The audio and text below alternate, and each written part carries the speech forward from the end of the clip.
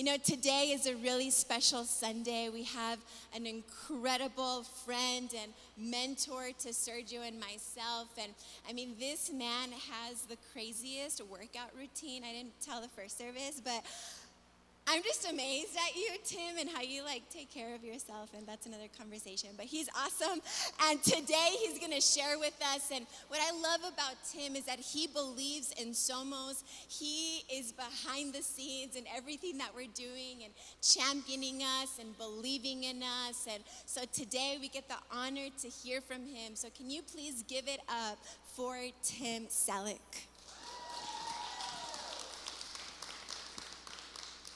Yeah, it's great to be here. The cool part is so good on this particular morning, right, like that. And I just want to say right off the bat, okay, congratulations on celebrating 4 years as a church. Give it up for yourself. That's right. Yep. Because, you guys don't realize what I get to see. See, I'm the guy that planted a church 35 years ago.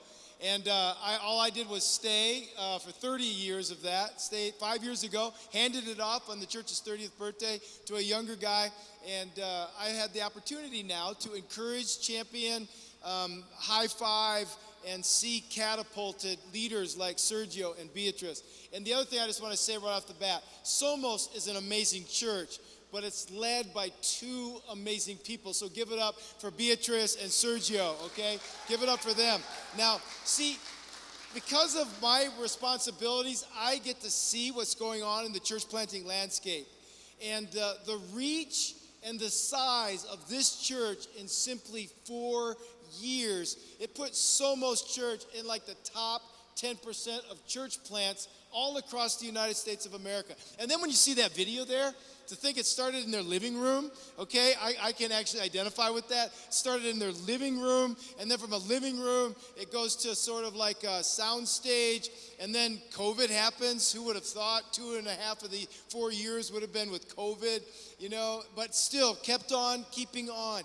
And we've gone from 1 service to 2 services, and now, at 3 services. And I know that some of you probably don't realize this, but on a particular weekend like this, there's 250 people who come on a weekend are a part of SOMOS Church. What that means is, because of church attendance patterns, that means that nowadays the average church attender would come to a church that's 1 time of every month.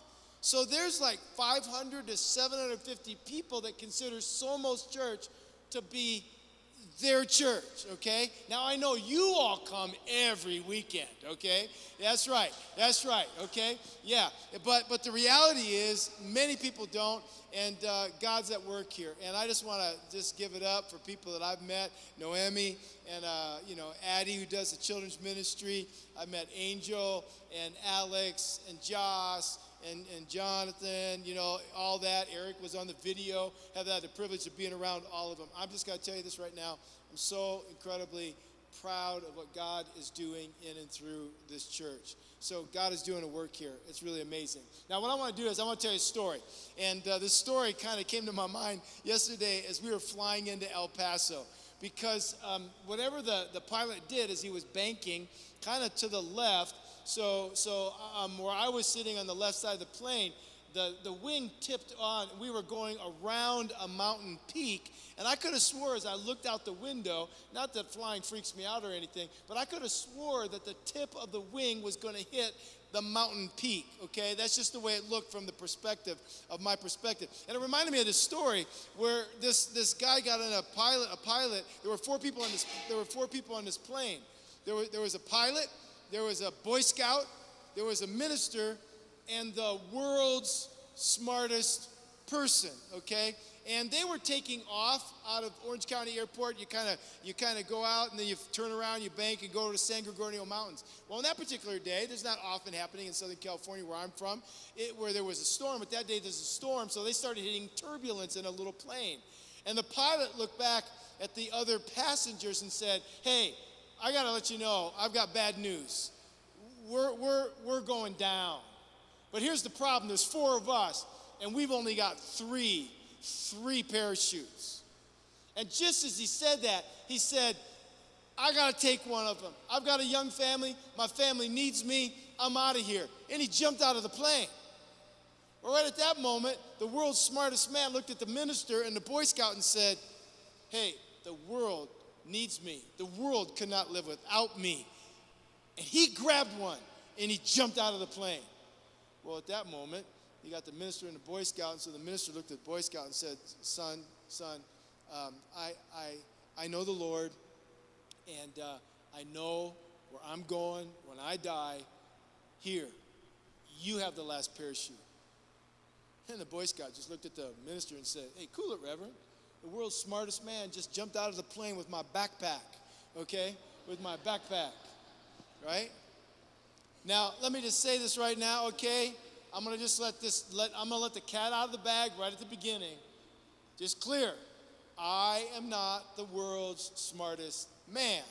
And if experience is truly the best teacher, I've grabbed at a lot of the wrong things in this life. A lot of you here, you are way smarter than I am. All I am is older than probably most of you here in this room. And the good news is being older just means I have a lot of experience. That's it. And of all that experience, I have learned some things the hard way. And that's made me wiser. Now, I know you don't know me, but this is what I'm going to ask you to do for me right now, okay? I'm going to ask you to grant me the gift of trust as I travel in my time over these next few moments. Because what I'm going to share with you is some stuff that I believe can change you, it can grow you, and it can bless you if you do it. However, what I'm talking about here today can seem like a very difficult discussion, particularly someone who's sort of new to the church world. And the reason being is I'm talking today about our tendency as human beings to be self-focused, like as a culture, as a people group. For example, this week I did a Google search on the concept of self-centeredness. And there were 577 million Google sites that came up when I just looked up that particular concept. And then right across the street from where I live in Orange County, California, is literally this library. So I went across the street to see what magazines might have to say about it on the topic of self-centeredness. And nowadays you look up things digitally, and I was surprised to find that there are 30 different topics just under the category of self. There was self-actualization, self-analysis, self-assertion, self-awareness, self-confidence, self-control, self-defense, self-determination, self-development, self-discovery, self-enrichment, self-esteem, self-expression, self-fulfillment, self-help, self-identity, self-image, self-improvement, self-indulgence. Should I keep going? Okay, self-love, self-realization, self-reliance, and self-respect. We are a very self-conscious society, are we not? We're preoccupied with ourselves. Now, we at SOMOS Church, we believe very strongly in God's Word. So look with me, if you will, at 2 Timothy. 2 Timothy chapter 3, verses 1 and 2. It says these words: in the last days, it's going to be very difficult to be a Christian, for people will love, and everybody say the next 5 words with me out loud. Everybody here say with me the next 5 words. What's it say? Will love what? Only themselves and their money. People will love only themselves and their money. Ever met anyone like that? See, the way I see it is there are 3 forms of self-expression. The first is individualism. Individualism says others don't matter. Now, well, we're sophisticated. We would never say it that way. But have you ever heard anybody say, I gotta do what's best for me? Ever heard anybody say that? I gotta do what's best for me. Or the motto is, do your own thing. Let me just ask you a question. Do you think people in our society today are becoming more considerate or more rude? More considerate or more rude? Which one? Rude, that's right. Because people basically think, well, you really don't matter, so I'm going to be rude to you. And what's behind that? Individualism. That other people at the core don't really matter. Now, the second form of self-expression is secularism, which basically says God doesn't matter. Now, I'll just tell you this right now. After pastoring a church for 30 years, no longer in the driver's seat of that church, my wife and I simply now just attend that church, just like you're attending SOMOS Church. Well, I'll tell you something. I've discovered that most people, it's not that they don't believe that God doesn't exist. It's just that they don't really believe he's relevant. Most people will never deny that God exists. It's just that they really aren't all that interested in him. So they ignore him, and they'll say, I don't really need God. Well, this guy named Job, he wrote these words down in a book that bears his name. In Job, look at what it says here. In chapter 21, it says, the wicked tell God to leave them alone. They don't want to know his will or his plan for their lives. Which basically says, hey, God, you stay on your side of the fence, and I'll stay on my side. Right? In other words, hey, God, don't you dare bother me, and I won't bother you. You handle the world, and I will keep control of my life. So you have secularism and individualism. One says, I don't need God, and the other says, I don't really need people. All I need is me. I don't want anyone to cramp my style. So you have those two. There's a third one, narcissism. Narcissism, which basically says all that matters is me. Now, when I use the word narcissism, just so we're clear, I'm not talking about the clinical definition. I'm just talking about the trend in us as humans, which, come on, it's like all we're interested in is my goals, my dreams, my desires, my fulfillment, my happiness, my career. Nothing else matters. And so everything else gets evaluated by what's in it for who? Who? Me. We live in a live for yourself world. Do your own thing. And so this idea that all that matters is me, by the way, it starts in us at a very early age. Think about it. One of the most amazing developments in the lives of human beings like you and me is when we say our first words. Now, as young parents, how many parents we have right now in the house? Raise your hands. How many parents? Okay, lots of you. Okay, so as young parents, here's what happens. We want our kids to speak so badly, right? We try to accelerate the process. And some parents, not that I ever did this, but some parents, if you're the mom, you want them to say mommy first. If you're the dad, you want them to say daddy first. Now, come to think of it, both of our kids said daddy. Shows you who they really see as important. But anyway, that's another thing, okay? My wife's here today, so I got to be careful with this, okay? Now, so the first words, that's the first word they learned, mommy or daddy. The next word that is the word, it's a two-letter word. What? No. And psychologists tell us this is a very important stage. Why? Because it helps the child individuate, to assert his or her sense of autonomy. Psychologists tell us that this is a good stage, the no stage. Although, let me tell you something. Psychologists who say that have never had a small child of their own, okay? Now, right around this time, kids pick up another word. You're getting ahead of me now. Let me get it going here, okay? See, you know it so well. So when someone wants to play with their toys, someone wants a taste of their food, they'll say this word. And it's a four-letter word. What's the first four-letter word kids learn? Mine. My toys. My stuff. My room. My bed. Mine, right? And this form of self-expression, I'm going to meddle a little bit here.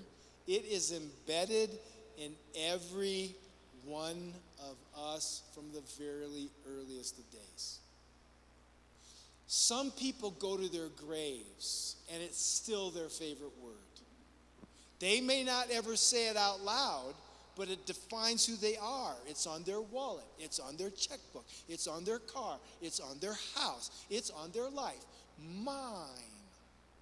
Now today, we're going to talk about the opposite. We're going to talk about the word surrender. We're going to talk about the word sacrifice. Surrendering or sacrificing, I'm just going to let it right now. It's tough for us as human beings. It really is, because all of the focus for us from the very earliest of our being born was on me and mine since childhood. And the truth about us as human beings is, I got to tell you right now, ultimately the day will come where you will say one of two things to God. You will either say, yours, God.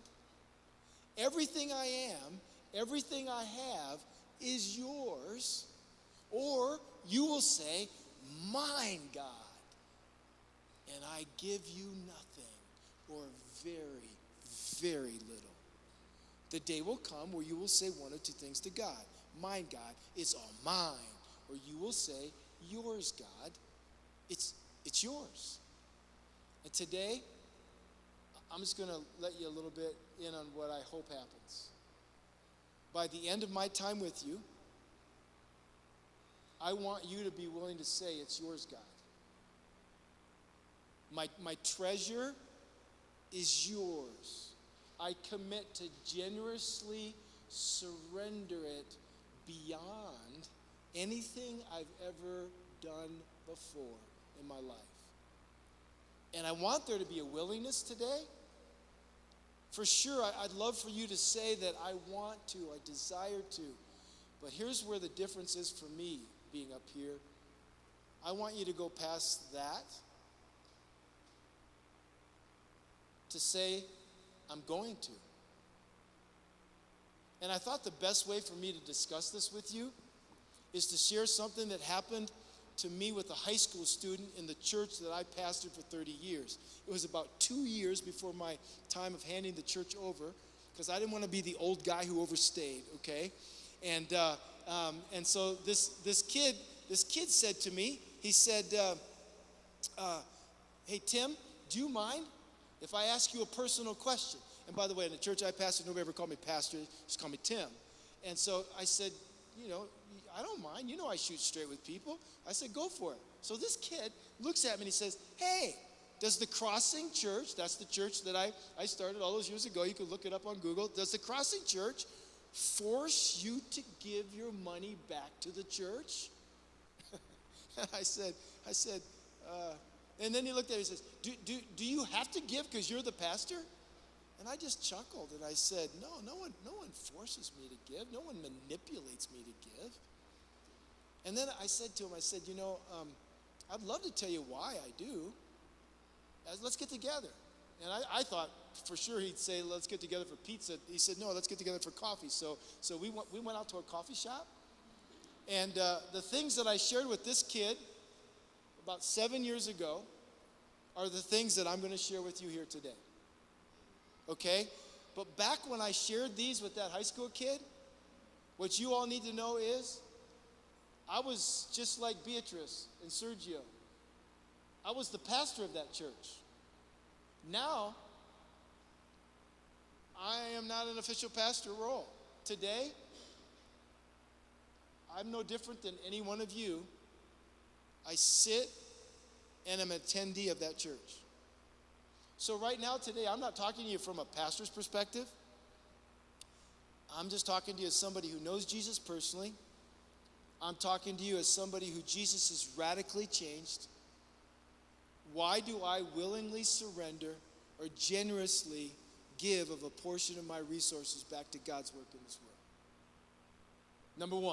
Number one, the first is I generously give because it allows me to feel better about myself. Now, when I release, when I surrender, when I let go of the money that I have back to the church that we now attend, I'll just be honest with you, I like myself better. I mean, like so often our self-worth is tied to our net worth. Wouldn't you agree? See, come on, most of us in this room today, we're adults. And let's just go back a few things earlier that I said. We continue to struggle at this age even and at this life stage with the word that we learned when we were 1 or 2 or 3 years old. Mine. And the way I see it is this. People like us, we are either givers or takers. And I'm just going to let you know, I don't want any part of being a taker. I want to be a giver. So every time I give, I am mirroring the central, most foundational characteristic of God, because God is a giver. So the real questions for me and you are these. Do I get to get, or do I get to give? And I've gone through periods of my life where I've gotten to God, right? Where I get to get. And I'm not too proud of that. But in God's economy, I get to give. And I like myself when I give, okay? Now, another reason, number 2, I enjoy generously, number 2, giving and surrendering, particularly in the realm of money, is because generous giving breaks the grip of materialism in my life. Hey, let me ask you a question. And hey, don't smile at me. Don't nod. Don't raise your hand. Do you struggle with materialism? Now, if I ask you to throw your hand up, your hand better go up. We all do. When I travel, and these days I actually travel more than I've ever traveled in my whole entire life, because I get the privilege of being around church planters like Sergio and Beatrice, and people will come up to me and they'll go, "Hey Tim, I'll just be honest with you," and I always like in our conversation up to this point, are you telling me you weren't honest with me? You know, whenever somebody says that to me, and people say that a lot, it just confuses me. But people will say this to me. They'll say, "Hey, to be honest with you, I hear that Orange County, California is like really materialistic." And I want to laugh when I hear that, because everybody struggles with materialism. I don't care if you live in the Midwest. Just so we're clear, I grew up in the Midwest, in the state of Ohio, in the northwest part by Lake Erie. Most of you don't even know where that's at, which is okay, because most people don't even know where El Paso is at, okay? Just so we're clear, okay? So I don't care if you grew up in the Midwest, or if you live on Rodeo Drive, or El Paso, Texas. Everybody struggles with materialism. And what is materialism anyway? Let me give you a definition. This is mine. It's a focus on the stuff of life and the comforts of life over and above spiritual values, like the spiritual value of generosity. And we all struggle with that. Because what happens is we think we make money. And whenever a guy tells me, "I made it," I go, "Well, who gave you your mind? Who gave you your 2 hands?"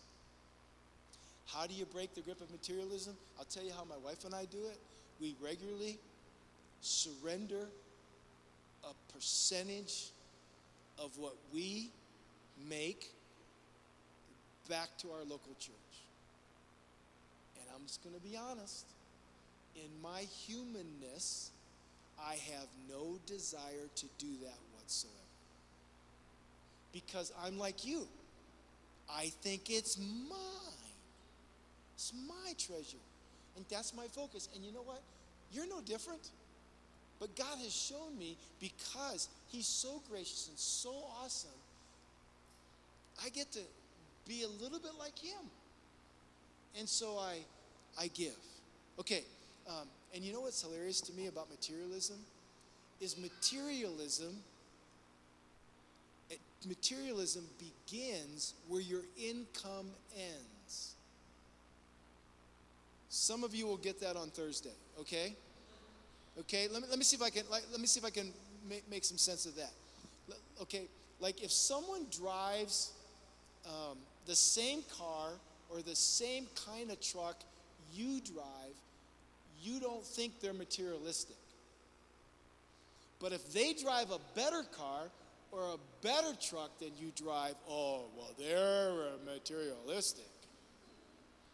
Isn't that true? Isn't that kind of how we operate? See, materialism is a funky thing. It's freaky. So how do you break it? Okay, you give. Number 3, the third reason why I like to give is I give generously because generous giving is a way to express my love and vision for the vision of the local church, okay? I'll tell you, I love the local church. I mean, it's just a treat for me to be at SOMOS Church. What God's done at this church over the first 4 years is staggering. And in fact, the Matthew 18, look what Jesus said. Jesus said these words. Jesus said, I want you all to read what Jesus said out loud with me. Let's all read it. Jesus said, I will build my Christian school. Is that what it says? No. Let's do it again. Here we go.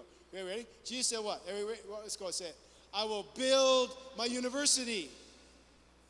No, it doesn't say that. It doesn't say I'll build my nonprofit. Jesus said I will build my what? Church. Church. It's very clear. Jesus has taken away all the debate, all the guesswork. There are two things that will last forever: people and the church.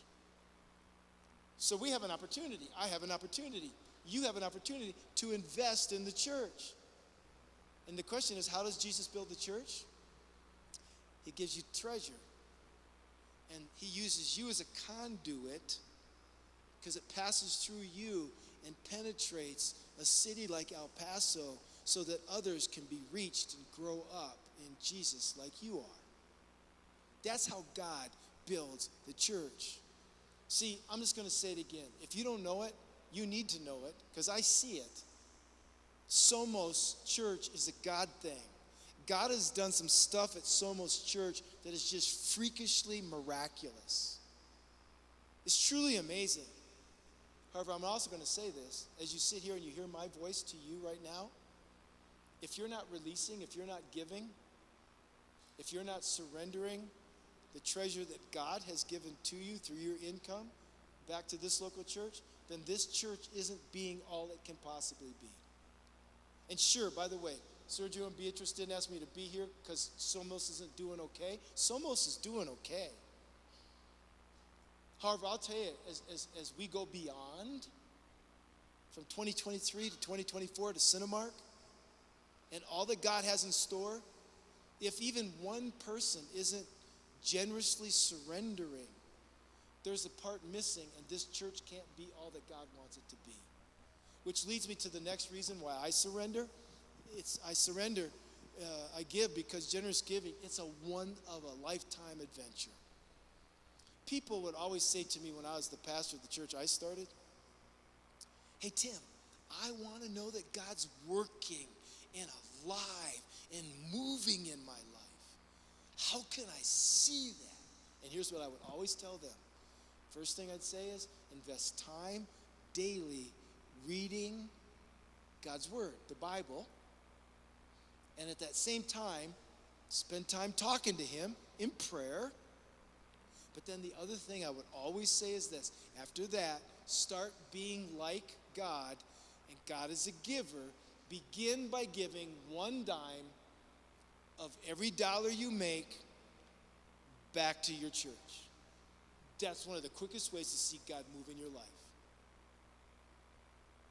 I generously give because it's a one-of-a-lifetime adventure. You'll see God move in your life because you know why? You're being most like Him, which leads me to the next and last reason I give because giving is a response to the one I surrendered my life to, who generously gave his life for me.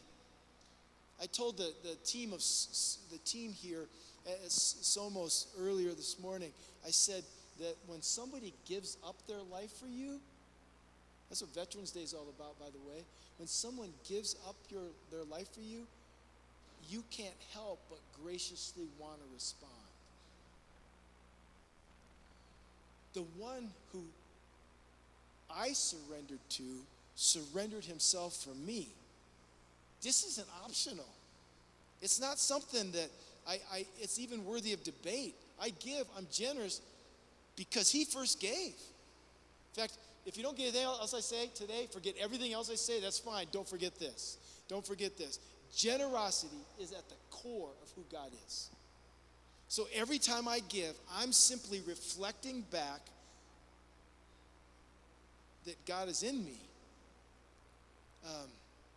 I'm going to say it again. I'm an attendee of a local church just like you. I'm not manipulated to give. I don't have to give. Just in the realm of my money, I want to be a generous person. I want to, I'm going to just say it. the people that know my portfolio, if you want to call it that, financially, at the end of the year, when somebody's doing my taxes, I want to give them heart palpitations. I want them to look at my stuff and go, what do you mean? Why are you giving that much? Are you crazy? I can't believe that. I'm going to tell you right now, what I'm talking about, and I said this at the very beginning, the world will never understand the generosity of those who know Jesus. But for me, this is about Jesus. And Jesus surrendered his life big time. Look at this, Hebrews, it says this, Christ was sacrificed once to take away the sins of many people. He gave all of himself. Look at Romans 12. Romans 12, here's what it says. It says, and so, dear brothers and sisters, I plead with you. He's talking to you and me. Give your bodies to God. Let them be living and holy sacrifice, the kind he will accept. Everybody read the last sentence out loud with me. Let's all read out loud. What do you see on the screen? Let's read it. When you think of what he has done for you, is this too much to ask? One more time. Say it one more time. When you think of what he has done for you, is this too much to ask? And I'm going to tell you, once I own the answer to that question, once I process that, once I realize what Jesus accomplished for me, I can't wait but to give. Here's the reality when it comes to my life and your life. There's three things you can do. You can waste your life, and there's a lot that we spend our time wasting our lives on. We can spend your life, and we spend our stuff on a lot of different things, right? Or you can invest it. Invest it in something that's going to outlast it. Look at this passage in Mark chapter 10. These are Jesus' words. By the way, if you want to get ticked off today, don't get mad at me. Just get mad at Jesus, okay? Here's what he says. He says, let me assure you that no one has ever given up anything, homes, brothers, sisters, mother, father, children, or property, for the love of me, and to tell others the good news, who won't be given back 100 times over and shall have eternal life. He says, whatever you give up, God says, I'm going to restore it 100-fold. Do you understand what that? That's 10,000% interest. How many of you here have ever tried to save any kind of money? Raise a hand. Okay, most of us have, right? Right now in your 401k, right now in your IRA, right now in maybe one savings account, are you getting 10,000% interest? No. You can't get that anywhere else except by giving a portion back to God. Now, let me end this way, and then we're done. I was thinking a ton this week because, again, I saw her on TV, and I never really noticed her all that much, although I do like her music, but I see her a lot more these days because of NFL football. And she seems to be around a lot. I'm not really sure if it's really true that she's dating this guy, or it's just all to build the brand of NFL. I'm not really sure, okay? But okay, you know who I'm talking about? Anybody? Who am I talking about? It's Taylor Swift. Look at that, and you're not even football fans. Because if you were football fans, you'd be home right now watching Dallas play the Panthers. Can't believe we're not doing that. But anyway, okay? So here's the deal. Get this. Taylor Swift came through Southern California this past summer. And I started thinking to myself,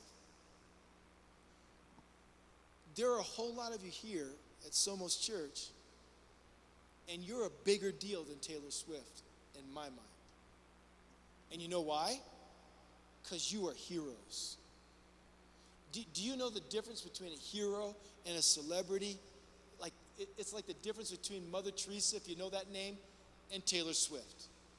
Or Billy Graham, if you know that name, or Billie Eilish. You know that name, okay? Okay?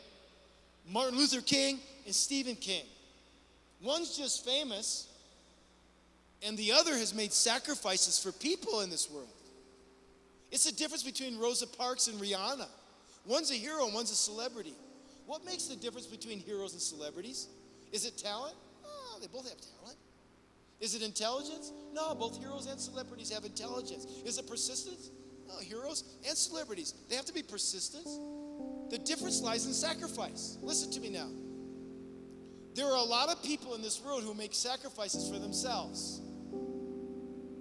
They will sacrifice for their personal gain. They will sacrifice for their own goals. They will sacrifice to build a great career or to get into a great house or to drive an incredible car or to be whatever they want to be, like, right, to move into expertise in their particular field. A lot of people make sacrifices, but most of those people do it for themselves. What makes a hero? A hero sacrifices, surrenders for the benefit of others. That's the difference between a celebrity and a hero. And I just want to say something right now.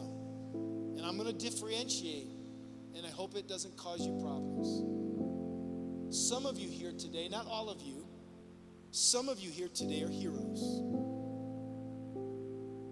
Because you are surrendering a portion of your income back to this local church to see it have the kind of reach that it could never have without your sacrifice. And I want to say, if I was sitting down with you over coffee, which I'll probably never get the chance to do, you're a hero. You're a hero in my book because you're doing something that hardly anybody does. And you're doing it for someone else. But here's my challenge. Some of you aren't. And I'm not here to guilt you. I'm not here to shame you. But I am here to offer you an incredible opportunity. You too could be a hero simply by taking a portion. Just a portion. You decide. If you don't now surrender, here's my challenge in the month of December. Just try this. What you're about to spend on Christmas, keep doing that, but give the same amount back to this, your church. And then continue that in 2024. And for some of you who do now give, my encouragement to you would be,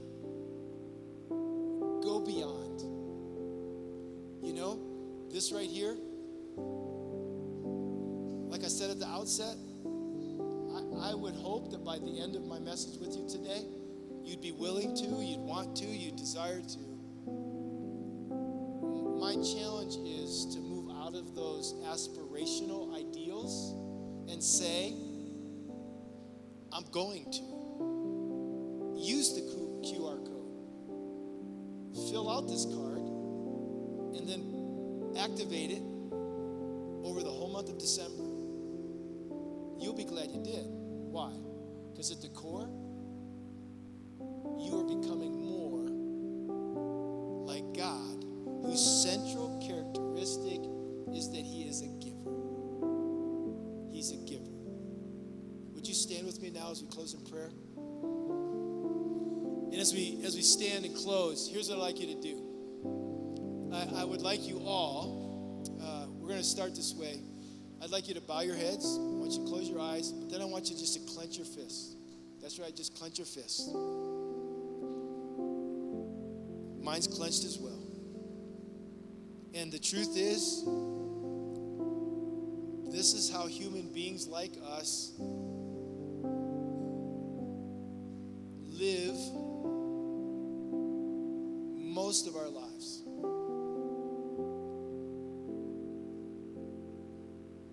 But my challenge to you, those of you who are listening live today, those of you who are listening on demand today, and those of you who right here are standing in front of me today, my challenge for you as you move into this season of beyond,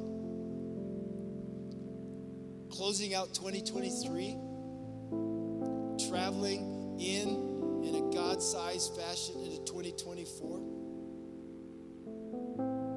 my challenge for you would be to take your hand. And let's all do this right now. Just open it. Just open it nice and wide And then I want you to tilt your palm so your palm is upward. Because when your palms are upward, that is the classic, by the way, that symbol right now, that exhibition right now that you're doing physically, it's a standard, not just in the Christian world, but it literally is a standard expression of surrender. And my prayer for you right now is your hands are lifted upward and altogether open. My prayer would be for you that you would do something maybe that you're not now doing, and that you would surrender a portion of your financial resources. And by doing so, demonstrating at the very core that you are exhibiting the nature of the God you say you believe in. God, as we close our time here today,